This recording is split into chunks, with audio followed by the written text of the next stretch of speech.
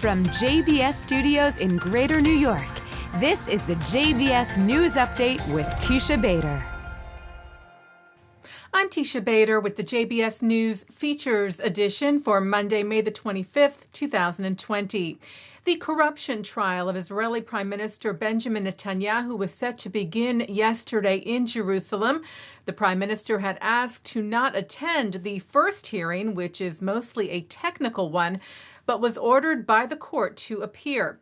We will have coverage for you on this tomorrow, Tuesday, on the JBS News Update. As we reported to you, Palestinian Authority President Mahmoud Abbas last week declared an end to coordination with Israel in protest of possible annexation by Israel of the West Bank. Jewish leaders continue to call on the PA to continue their security coordination, in particular with Israel. Leaders of the Conference of Presidents of Major American Jewish Organizations, Arthur Stark, William Daroff, and Malcolm Hoenlein said Friday, "We emphatically urge against any lapse in this partnership, which would be counterproductive and self-defeating for the people and security of the PA.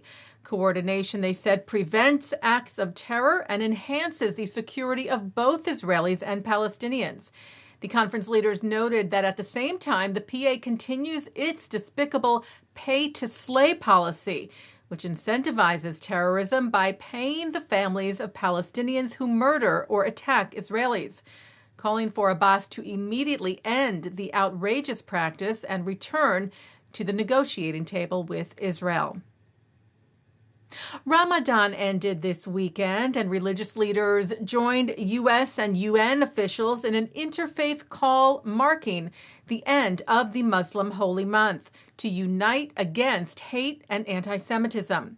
The National Muslim Jewish Interfaith Iftar, a Ramadan break fast event, was organized by the Combat Anti-Semitism Movement and American Muslim and Multi-Faith Women's Empowerment Council. It included imams, rabbis, priests, and other religious leaders from the Muslim, Jewish, Sikh, Zoroastrian, and Christian communities, calling for greater tolerance, respect, and cooperation, especially during the time of this coronavirus crisis. Human rights activist and former Soviet refusenik and former head of the Jewish Agency, Natan Sharansky, took part in the event, where he said the war against coronavirus sends an important message that there are wars which we can only win together by being united. Jewish diplomat and activist Martin Wennick has died of complications due to the coronavirus. Wennick worked for the State Department and led the National Council for Soviet Jewry, part of the struggle to free Soviet Jews, and later became the executive director of HIAS, the Hebrew Immigrant Aid Society, helping to resettle many of those Jews in the U.S. Wennick died on May the 7th. He was 80.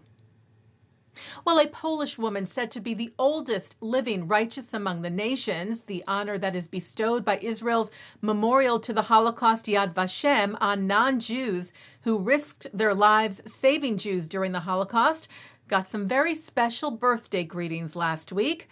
Anna Kozminski turned 101 on Thursday, and she received letters from the presidents of Israel and Poland, hand-delivered by Poland's chief rabbi, Michael Shudrit. Israel's embassy in Poland shared the story on Twitter.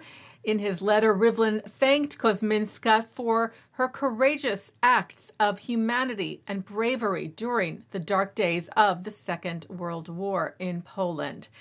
And Polish President Andrzej Duda said he would bestow Kozminski with a special state medal. Taking a look now at our programming for you tonight for Monday, May the 25th at 7 o'clock, a 2019 salute to Israel produced by cantor Sol Zim with chief cantor for the IDF, Shai Abramson. Then at 9 tonight, Mark Golub sits down with Holocaust survivor and war veteran Michael Taylor, who shares his remarkable story on L'chaim. At 10, Jewish Supreme Court Justice Stephen Breyer talks about some of the controversial issues he's dealt with from the 92nd Street Y. And coming up next, Talia Levanon, CEO of the Israel Trauma Coalition, talks about their work on trauma in Israel and globally.